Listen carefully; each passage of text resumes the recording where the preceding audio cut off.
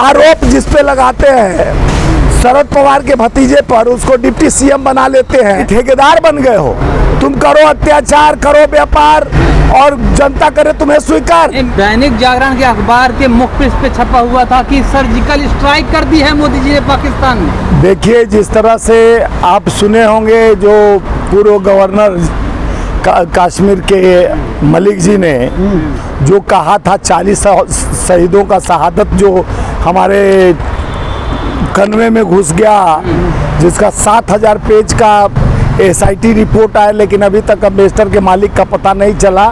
पुलवामा हत्या का जो हत्यारा बैठा हुआ है, देश में गुमराह करना, राजनीति करना, कोई भारतीय जनता पार्टी के इस बड़े कुनबे से सीखे। राजनीति ध्रुवीकरण की वजह से देश कहाँ पहुँच रहा है, किस कंगाली की ओर पहुँच रहा है, किस बदहाली के तरफ बढ़ रहा है, इससे नहीं पता। आप जो मुद्दे की बात पे आए हैं, जो दैनिक जागरण अखबार है उसके पीछे सोचिए किसकी साजिश हो। और दैनिक जागरण अखबार वाला भी भारतीय जनता पार्टी से रिश्ता पुराना है, उससे संबंधित है। एक निष्पक्ष उत्तर प्रदेश का सबसे बड़ा अखबार, देश का सबसे बड़ा अखबार, मेन पृष्ठ पर ऐसा झूठ साजिश के तहत छापता है जो 2024 की तैयारी का एक षड्यंत्र उसके अंदर से बू आ रही है, तो फायदा पहुंचाने के लिए था। देखिए, बीजेपी का तो निरंतर, चाहे पुलवामा हो, चाहे बलवान घाटी हो, चाहे सर्जिकल स्ट्राइक पर भी वोट मांग रहे थे।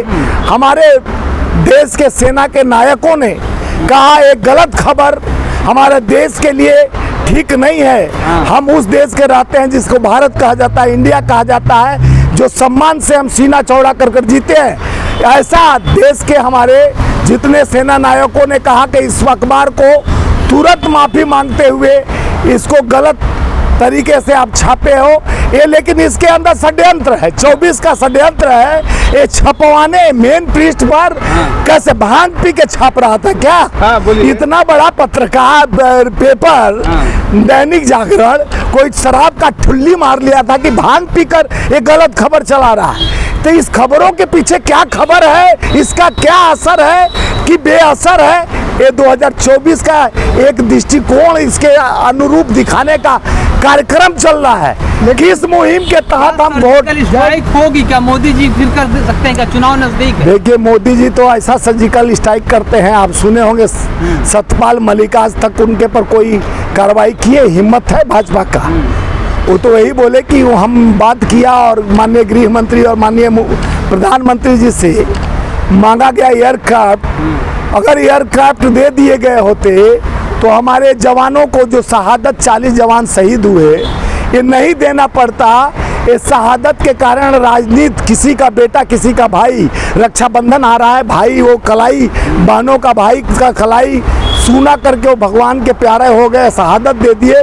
लेकिन ही जो सत्ता के अहंकार में बैठी हुई सरकार, जो अहंकार का घूंट पी पी के बोलता अब 24 में आएंगे तो ही मोदी ही आएंगे। अरे भैया, इसका क्या गारंटी है? तू पूरे 140 करोड़ जनता का यानी ठेकेदार बन गए हो। तुम करो अत्याचार, करो व्यापार और जनता करे तुम्हें स्वीकार। ये कहाँ का है अत्याचार? लिख कर रख लो, लाल किले से कह रहे हैं। देखिए, मोदी जी का वह गारंटी अब कोई टाइट फुस हो गई, वो भी कह रहे थे कि लिख के दे रख लो, मैं गारंटी भ्रष्टाचारियों का गारंटी लेता हूँ।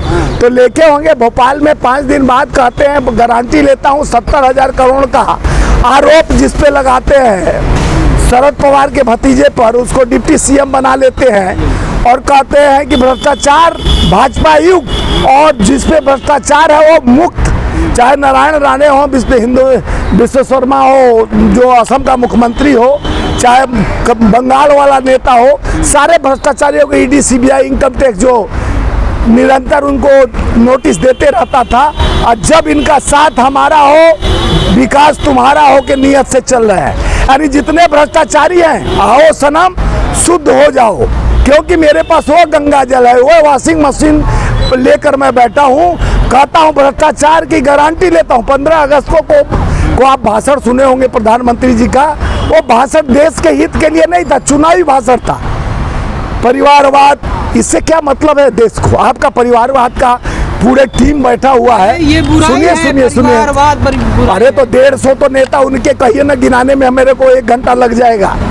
उनका परिवारवाद बहुत बड़ा कुनबा। अभी अभी अली बाबा 40 चोर का टीम बनाया है, उसमें भी राजभर हो चाहे रामविलास का बेटा, वो सारे लोग परिवारवादे में आते हैं। चाहे सवाल ये है जायसवाल जी कि जिस तरह रक्षा मंत्रालय ने कहा है कि हमारे पास भी कोई सूचना नहीं है, लेकिन क्या देश की सुरक्षा के लिए एक बहुत बड़ा खतरा हो सकता है? देखिए, देश के सुरक्षा के साथ खिलवाड़ अखबार चाहे पत्रकार, चाहे उनके गोदी मीडिया हो, चाहे उनके पत्रकार हो, चाहे उनके व्यवस्था हो, यह बहुत बड़ा देश के लिए कलंक है। देश का एक संवैधानिक चौथा स्तंभ जिसको कहा जाता है पत्रकार, और जो पत्रकार का संस्थापक है, मैं उसका घोषणा करता हूं आपके माध्यम से कि उसको तत्कालीन माफी मांगकर देश के सेना नायकों से माफी मांगना चाहिए, और ऐसे अलूल जलूल सवाल खड़ा करने का मौका किसी को नहीं देना चाहिए कि देश के खिलवाड़ के साथ ऐसा सुगापा छोड़ के कोई मजाक की बात नहीं है। देश के आन बान और शान इस तरह से हिंदुस्तान नहीं करता है। हिंदुस्तान का सीना चौड़ा होता है किस लिए? हमारे सेना के जो जवाने शहादत देकर हमारे सेना यानी सीमा का सुरक्षा करते हैं। सीमा पे हमारे आत्मबल, हमारे शक्ति बढ़ता है, जो हम अमन चैन से सांस लेते हैं, उनके बदौलत लेते हैं। उनको भी गुनाहगार साबित करने का कोशिश किया जा रहा है। पहले उनको मरवाया जाता है पुलवामा में, अब ऐसे ऐसे अखबारों में छपवा कर क्या संदेश देना चाहे? कौन षड्यंत्र? इसके पीछे अब मैं डायरेक्ट बता रहा हूँ, इसके पीछे सरकार का कुछ मानसिकता है। जो ऐसे सवाल उनसे पूछना चाहिए कि सरकार से संबंध रखने वाला दैनिक जागरण अखबार, जो आरएसएस विश्व हिंदू परिषद और भाजपा से उसका संबंध है, यह देश का सबसे बड़ा अखबार, जो उत्तर प्रदेश में सबसे ज्यादा चलने वाला अखबार, आज इस तरह का खबर अगर छापता है मेन पृष्ठ पर, तो इसको देश पे एक दाग लग जाता है। और माननीय प्रधानमंत्री जी को, माननीय गृह मंत्री जी को और अखबार को बंद कर देना चाहिए। ऐसे अगर उनका साजिश नहीं है तो आपके माध्यम से बताना चाहता हूं कि अगर प्रधानमंत्री, अगर भाजपा का साजिश नहीं है तो अखबार पर ताला लग जाना चाहिए, इतना गलत खबर चलाने के लिए। पिछली बार जो सर्जिकल स्ट्राइक हुआ था उसमें अरविंद केजरीवाल ने एक सवाल पूछ दिया था, तो मिर्ची लग गई थी। कटघरे वो घेरे में रहे। देखिए, सच्चाई छुप नहीं सकती, बनावट के उस फूल हौसलों से खुशबू आ नहीं सकती, ऐसे नकली नेता और नकली फूलों से।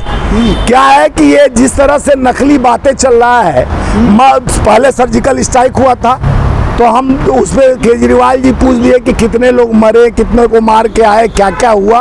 अगर हम देश में अपने सुरक्षा व्यवस्था का, हम भी नेता हैं, हम किसी पार्टी का जिम्मेदार मुख्यमंत्री हैं, अगर पूछ रहे हैं कि आखिर, तो उसमें सवाल का जवाब देने में कहा जाता है कि देश के सेना पर सवाल खड़ा किया। आज जो एक कृत्य हुआ है तो सरकार पर सवाल नहीं खड़ा होगा तो हमारे चाचा पे सवाल खड़ा होगा। सवाल तो बनता है।